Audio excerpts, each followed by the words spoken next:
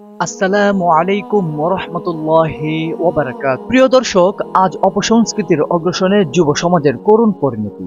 আজকে ইসলামী বিদ্বেষীরা এই সকল অপসংস্কৃতির মাধ্যমে মুসলমানদের মূল্যবান সম্পদ পবিত্র ঈমানটুকু কেড়ে নিচ্ছে। এই সকল অপসংস্কৃতির অবসানের জন্য আমাদের সম্মিলিতভাবে প্রচেষ্টা করতে হবে। কেননা মহান আল্লাহ পাক রব্বুল আলামিন পবিত্র কোরআনে একসাথে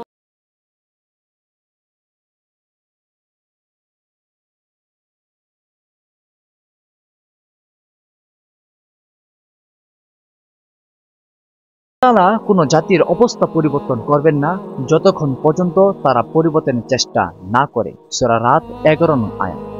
একটি বিষয় লক্ষ্য করুন, আমরা এতটুকু গাফেল কিভাবে হতে পারি? আমাদের দোয়া কবুল না হওয়ার কারণ কি হতে পারে?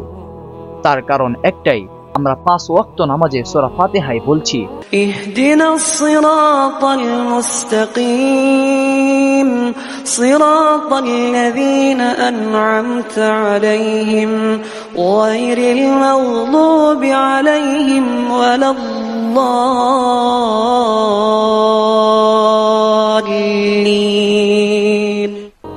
আমাদের সরল পথে পরিচালিত করো, যাদের প্রতি তুমি অনুগ্রহ করেছো, ওই সকল লোকদের পথে নয় যাদের প্রতি তুমি গজব নাজিল করেছো এবং যারা পথভ্রষ্ট হয়েছে। সুতরাং প্রিয় দর্শক, আমরা যে কাজই করব সেটা খাঁটি নিয়তেই করতে হবে। অপসংস্কৃতি সরাতে হলে ঐক্যবদ্ধভাবেই সরাতে হবে।